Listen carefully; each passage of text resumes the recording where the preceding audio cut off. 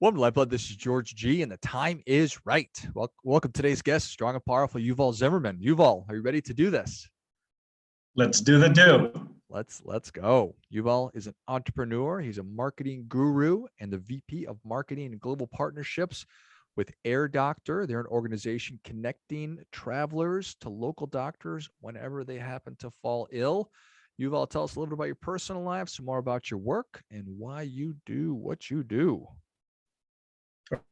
First of all, thank you for having me here on the program, George. Okay, a little bit about myself. I have to say I'm married to an amazing woman named Tamar, and she deals with me and puts up with me every single day for the last 10 years or so. I don't know exactly, so I hope she doesn't listen to this. I have 4 rascals for little. They drive me insane, but together with that, they give me lots of happiness and purpose in life. And on the word side, I would say that, like you said, you presented me. Thank you for that nice presentation. I see myself as an entrepreneur, a marketing guru, and a warrior poet. And I head the marketing team for Air Doctor. We're a company that pretty much connects international travelers in 74 countries, including telehealth. And really, we're there to help people connect when they're most in need.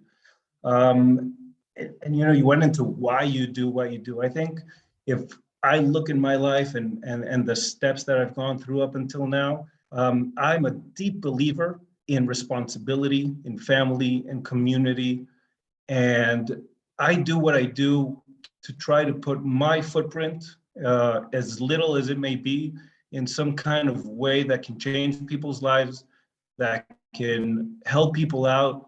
And that's why I do things. I believe strongly in Air Doctor, and everything I do goes towards helping people out and trying to make some kind of difference. Nice. Well, I certainly appreciate that. We're big fans of those things on the show as well. So what do you mean when you say you're a warrior poet, Yuval? Oh, I knew that. I should have seen that one coming. So warrior poet, like I said, with my strong beliefs and you would say conservative views of family, community, and so forth. Together with that, you can say there's the fighting spirit. You have to be a fighter in all senses of the word, in your personal life, outside. So just fighting the good fight. You say that at the end of every show, fight the good fight, and I think that's the warrior spirit that I'm speaking about. And of course, poet. It's just I'm trying to get into. I like thinking philosophically and writing and thinking, and I think it goes together very well with being a warrior. And of course, it always reminds me of Braveheart, so I just go with it. I love it. No, amen. I think that's all really well said right there. So we need all those things. We need all of those things. So when you are fascinated by Air Doctor, and I just can't imagine if you said put together a program like this, how I would even start, because you need to obviously cultivate the relationships, and you've got something like 17,000 doctors across 61 different countries. So that had to be really hard, but then getting the word out to the rest of the world that says, hey, if you happen to be traveling, how do you, so, I mean, now that the thing is up and running, what are the biggest challenges and opportunities for you today? Well, the biggest challenges, as it was at the beginning and it is now, I think it's creating that network of doctors that you mentioned. And today we're already with over 20,000 doctors in 74 countries across the globe.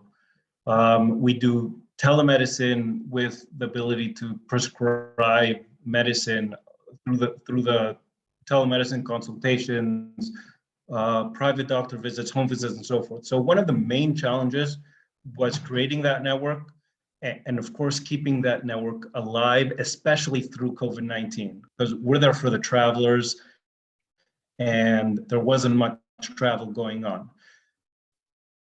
But I think maintaining that relationship with the doctors and keeping them going and growing that network. So that's a sure challenge. And of course, like you mentioned, getting to the end users. How do we get to the end users? What because at the end of the day, even if you're doing something good, it comes out kind of like selling. You have to sell something, even though, our platform, we're there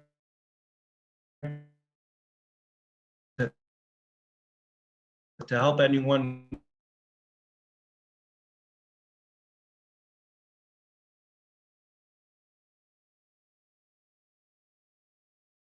People on vacation traveling with their families, and someone breaks a bone, gets sick, and they need help. And the best way we said, we need to connect to businesses that are already connected to the end user. And here we have partners. We went on a B2B to C direction. We have insurance partners, and we have travel agencies and OTA partners.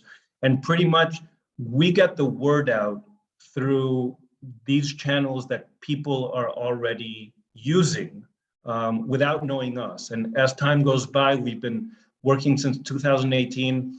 We have helped tens of thousands of people get the right, medical treatment and assistance when they need it.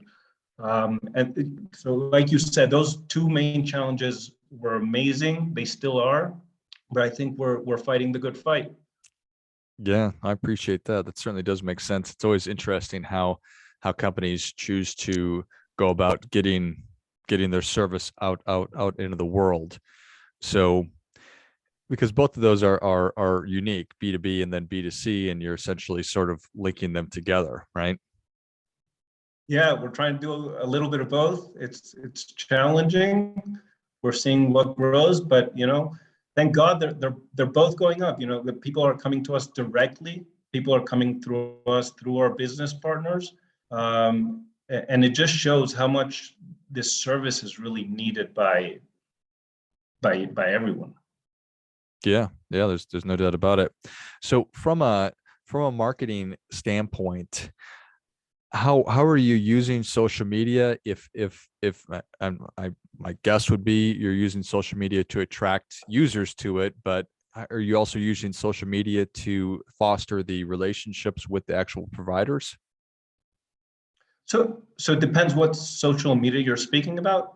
Um, when we're talking about partners and doctors and insurance companies, travel agencies, so forth, the best social media to use today would be LinkedIn, right?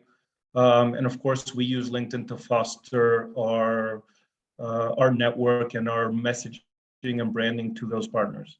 And for the users, of course, the regular mainstream social media is used every single day. And what we've done, and of course you can tell me if you think it's a good step or not, but the numbers are always growing. And like I said, we're not selling. We want to really provide value. And we started writing tons of content and making tons of videos that really speak to the user. And we try to fit the content to what's going on around the world and what people are interested in, and really giving valuable content and insights, actionable insights to everyone reading. So if it's from right now, we did a piece on travel insurance versus international health insurance, and if you should even get any when you're traveling. Is it better just to travel with your credit card policy or not? Or people are going to go soon on spring break. Some insights about where people are traveling to, some good travel destinations, what to do. If you're traveling with chronic diseases, what should you do? What should you know? So I think we're using a lot of content and placing it out on social media to get the value out. Even it's nothing to do with Air Doctor, just help people out, know what to expect, what to do. And of course, if anyone ever needs us, we're there, but they don't have to come to us. They don't have to use us. We're happy to help just with our content. Nice. When an organization makes a decision to do that, how far do you think about these seeds that we're planting, all this content, these videos? How far of an investment into the future is that? Are you expecting people are going to read it today? Is this for 10 years, somewhere in the middle? So I expect people to read it today, of course. But as we've seen, we've been doing very strong content for the last year and a half. And we see old articles that suddenly out of nowhere spike up in traffic. And I'm sure you've heard of Simon Sinek. Mm-hmm. And he wrote the book on the infinite game. And I try to look at the business and at the marketing, everything in that style. And pretty much in the infinite game, he talks about looking at a business with short-term gains versus long-term gains. And every business needs to have both. You have to be able to concentrate on the short-term gains because you need revenue to exist. If you don't have anything coming in right now, you're going to die. You're not going to be able to continue. At the same time, if you're only looking at those short-term gains, the amount of input, of cost, resources, everything, it's going to multiply to an amount that you can't really sustain and you can't capitalize on and grow because it's just too much. So you have to look at the long term, even though it might be costly now, but those seeds, like you mentioned, is something that's going to help a month from now, a year, 10 years from now. That's what's going to build the real business and make it sustainable over a long period of time. Because you have to think of it there's no end goal. There's no, I want to have 100 million users. That's not a goal, right? Your motivation has to be, I want to help people find medical assistance when they need it. That's our motivation. And as long as that's there, then our seeds are going to help us, because today we're using telemedicine. We're helping people through our app get a doctor's visit, get prescriptions. It might be that in 10 years, phones might be obsolete, right? There might not be any phones in 10 years, who knows? And then if we have that same motivation, that same clear message, we're going to have a solution for what happens in 10 years. And we're not looking just at the right now. Well, that certainly does make sense. And that's a good way to frame it. I was thinking this morning about the highest and best use of time and attention. And as y'all are trying to decide how to structure that, balancing the short-term needs of revenue and everything else with the long-term desire to still be relevant and to be even more relevant, no matter what the platform or no matter what device people are accessing and all that stuff. How do you, as a marketing executive, sort of decide this is the strategy? Here's what we're going to be focused on. It's hard. It's a hard question. I think the power is in knowing how to say no. When to just cut things off and say, okay, I built a strategy based on a clear motive, a clear goal. And I know there's going to be tons of things and ideas that are going to come to me in the middle. If they do not fit my goal, I have to say no to them. If they're not within the goal, I don't care. It doesn't matter. And it's every single day looking at what you're doing. When I manage my team, I do the same thing. It's like they show me some idea or they started working on something. I'll ask them, okay, our goals are these. And I have 3 or 4 goals. That's it. No more. Is what you're doing helping us reach those goals? If they start telling me, maybe, I don't know, but in the long term, I'm like, no. So the answer is no, not right now. So that's not what we need to do. Prioritize, say no. Yeah, I think that's really well said. It's struck me that if you don't know what your goals and your priorities are, it's really, really difficult to prioritize them. So knowing we've got, Yeah, it's all over. You can go all over the place. You can get lost very, very easily. And I think that's also a very human thing, is that we're all probably very curious people and inquisitive, and we like shiny things. But to be able to say no, it's such a powerful and essential thing. Yeah. I like it. What are as you're looking ahead, sort of reading the tea leaves, is there something that you're most excited about? Something that you think is going to be most disruptive? Is it just hopefully the end of the pandemic, and that's going to allow us to just refocus? Well, first, I've been hoping for the end of the pandemic since it started. Hmm. For sure. uh, so hopefully 2 years in, it's finally going to happen. Uh, I've been planning a ski trip with my kids for the last 2 years. Every year has gone canceled, and this year I'm like, nope, I don't care. We're going out. So I'm really looking forward to travel picking up, and with the numbers that we're seeing, we really catch that. It depends on where you're speaking about. If you're looking at Asia, Europe, the US, different, geographies have different stats, but in the overall sense, travel is picking up. People are going out for business, for vacations, um, and I think that's amazing. If in Air Doctor, the past year, we worked really, really strongly on creating partnerships with businesses that will be able to offer our services. Um, After the pandemic is over this year, we're already there. We got the businesses, we got the attention, and now it's just giving the absolute best service to the people that are using us. And I think that, if you look at the ratings and the comments that we're getting, I think we're doing a great job. I think our customer support, we have a 24/7 customer support that's multilingual. And something very, very special about our company is that everyone is so focused and so dedicated to their job that they give it their all and more. So I'm really excited to be getting more and more users every month. I mean, on one side, I'm sad that people are getting sick and need us, right? But it's a reality of the world. So with that reality and the service that we're giving and the change, and like, people, we had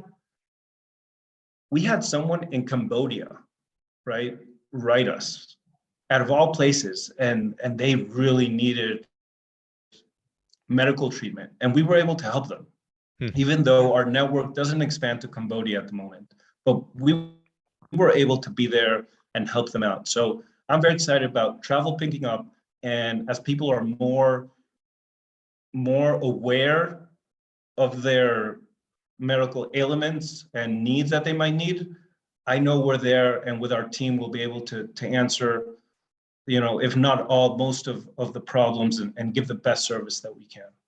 Amazing. Appreciate that. Well, Yuval, people are ready for that difference making tip. What do you have for them? Wow. So I'm going to say, don't be scared to suffer, and don't be scared to fight. The only way that we can move forward, progress, and become better people, influence our small or big circles in a positive way, is to accept the suffering, to accept fighting as part of life, and know that happiness is not a goal. Purpose is a goal. And to reach purpose, you need to be ready to suffer, to fight, to put in the hours. And if you can do those things, happiness is one of those things that will come and attach itself to you, and success will grow. And that's what I've seen personally, and I hope other people can take that forward and succeed as well. Well, I think that is great stuff. That definitely gets. Come on. There's that warrior poet coming out, Yuval. Well said. Well said. Thank you so much for coming on. Where can people learn more about you? How can they engage with you and Air Doctor? Thank you, George. People can find me on LinkedIn. I think that's the easiest and best way to find me. Yuval Zimerman, spelled with one M, Zimmerman. They can find me on LinkedIn. On the LinkedIn, there's a link to our business site, to airdoctor.com. Of course, anyone that wants to use it can look it up on the iOS or Android platforms, on the web, and I'm there as well. So please come. Any questions? I'd love to help out in any way I can. Perfect. Well, if you enjoyed this as much as I did, show Yuval your appreciation and share today's show with a friend who also appreciates good ideas. You can find Yuval on LinkedIn. It's Yuval Zimerman with 1M. And then find Air Doctor at airdoctor.com, airdoctor.com, and then download the apps on iOS and Android. Thanks again, Yuval. Just a quick fix. Egg Doctor is AIR-DR.com. Oh, perfect. But it's okay. AIR-DR.com. Perfect. Thanks again, Yuval. Thank you. And until next time, keep fighting the good fight. We are all in this together.